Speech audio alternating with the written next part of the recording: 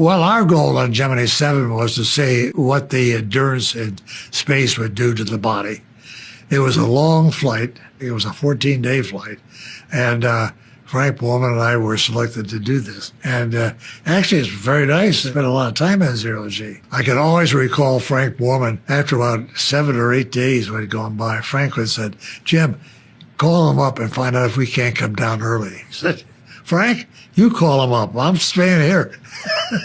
And we tried to get our share, I should say, of sleeping. I don't know how long our flight had gone, but I had kept zipping the back of my suit open and squizzling my out of the suit a little bit more and more.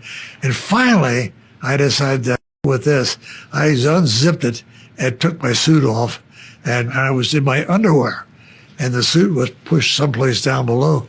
And Frank stayed in his suit longer than that. And finally he said, "Yeah, to hell with this." He took his suit off, and we flew the rest of the flight in our underwear. So it was sort of an end flight of Gemini to just ensure that we had tested everything before we went into Apollo. Of course, we had already started Apollo at the time. So I got on Apollo 8. Well, I was the navigator. I learned the navigation actually from Grumman.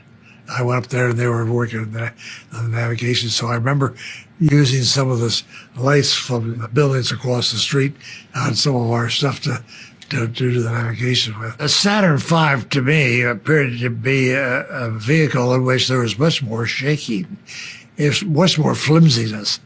The takeoff was much more strong and violent, actually.